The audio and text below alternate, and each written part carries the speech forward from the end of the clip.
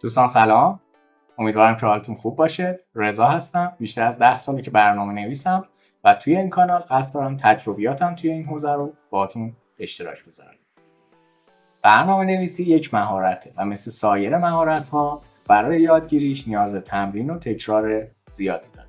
برای مثال توی دبستان وقتی که ما تازه می‌خواستیم نوشتن رو یاد بگیریم، به ما میگفتن از هر حرف چند صفحه بنویس.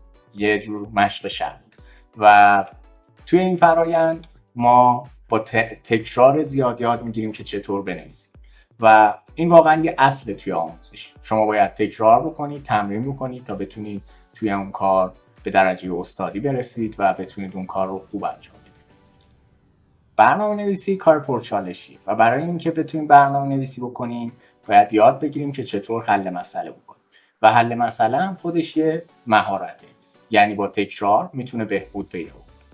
و توی این کانال قصد دارم که در مورد حل مسئله هم صحبت بکنم و سر موقعش یاد میگیریم که چطور با این مسئله برخورد بکنیم، چطور به قسمت‌های کوچیک‌تر تبدیلش بکنیم و در واقع خوردش بکنیم به قسمت‌های کوچیک و اون قسمت‌های کوچیک رو حل بکنیم و کنار هم کل مسئله رو حل کنیم.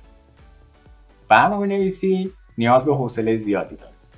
ممکنه یه برنامه نویس ساعت‌ها، روزها و حتی شاید هفته‌ها روی یک مسئله کار بکنه و تهش هم ممکنه به جواب برسه یا نرسه و هیچ تضمینی وجود نداره که ته اون تایم شما بتونید به جواب برسید، ولی معمولاً به جواب میرسید.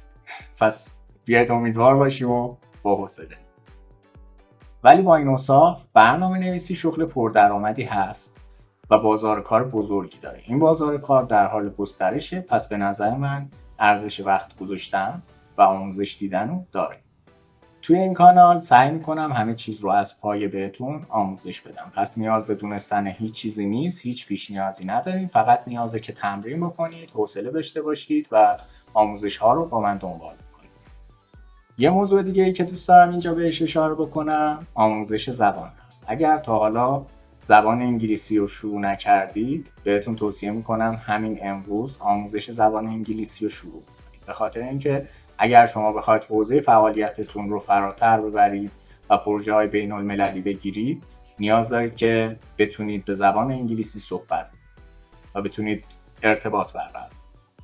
من توی این کانال تجربیات خودم رو در زمینه آموزش زبان باهاتون به اشتراک میذارم و آموزش زبان هم یه مهارته و نیاز به تمرین خیلی زیادی داره تا شما بتونید روون صحبت بکنید و بتونید ارتباط برقرار. ممنون که تا اینجا ویدیو رو تماشا کردید. توی ویدیوهای بعدی منتظرتون هستم.